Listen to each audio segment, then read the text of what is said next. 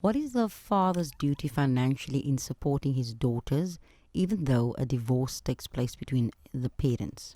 Bismillahir Rahmanir Rahim. Whether it's your daughters or your sons, your their maintenance lies on the Father. part of the father. Under the mukallaf, South African law say under 21, whatever it is, but if they are not self-sufficient and they are not on their own financially, it becomes the father's duty. When they are married, it's something different.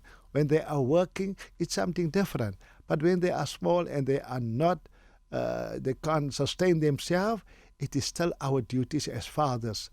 You know, Rasulullah said in the hadith, if Allah grant you 3 daughters and you bring them up in an Islamic manner until they get married, Allah guarantees that father Jannah.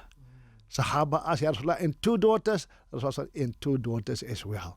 So what is put so emphasis on the caring and upbringing of our daughters, that Allah guarantees Jannah if a person look after his 3 daughters, or when they have 2 daughters, look after them, give them that Islamic values, give them that education, and look after them until they get married. Allah subhanahu wa ta'ala becomes so pleased. Imagine the one before this, but sadaqah, giving it in secrecy. Here, looking after your daughters, maintaining them, giving them the tarbiyah of Islam. Allah is so happy about it. He guarantees you Jannah. Assalamu alaikum, Maulana. I gave birth to my 4th child.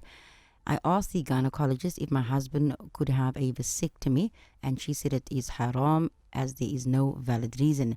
She also said that a sterilization for me is also haram. Is this correct? Bismillahir Rahmanir Rahim. So the doctor is the person the best to give you medical advice. Sharia advice, they will give you, the idea is if you want to do it because you want to have no more children, as if the amount of children is in your possession to choose or not to choose.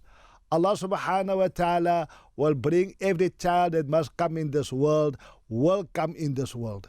Whether you have a vasectomy, whether you have a hysterectomy, whatever form of where you want to stop it, if a child has to come, it will come.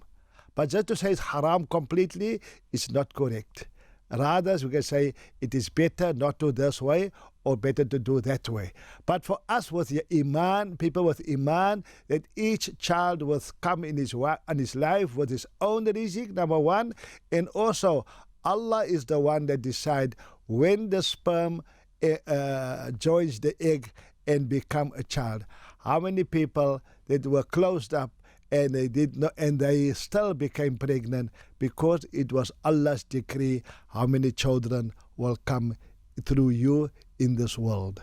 Well, now, as a dowry, the bride asks the husband a few verses of the Quran to be recited at the nikah, and the person is not fluent in Arabic. Is the marriage valid in Islam to ask? Is it valid to ask even this as your dowry? Bismillahir Rahmanir Rahim.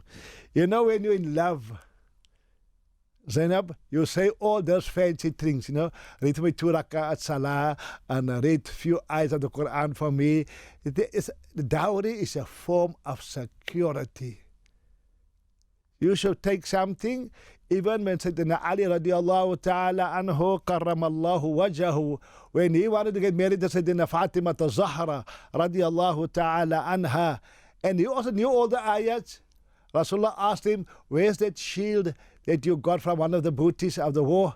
You can give that. It means dowry should be something valuable. Now you will tell me about Quran is, you can't count the value of Quran. But it's also, you can go to the shop and say, okay, I need 2 ayat, you give me a bread. It is not the same. As an imam, we should encourage our young girls, even though they're so in love, take this dowry as a security for what?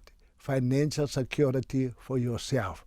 So the man, he couldn't read fluently, he read it, nikah is perfect.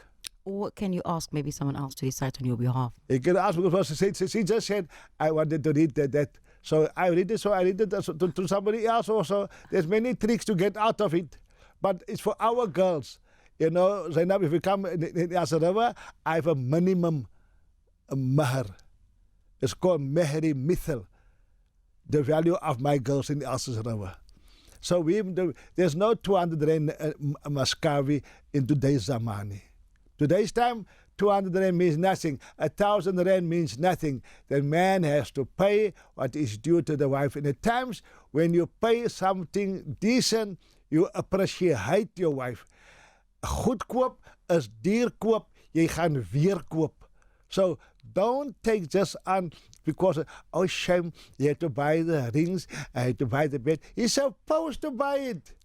I shame, he's my sasa grand. He can wait another month to double his sasa to pay. He will appreciate you, my dear sister, when he goes out of his way and he sacrifice to pay for your dowry.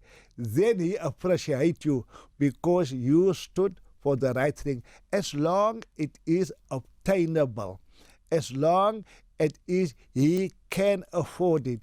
You can't ask a house in Burgundy Estate at the top floor and this way. That is not obtainable. But a dowry should be something valuable.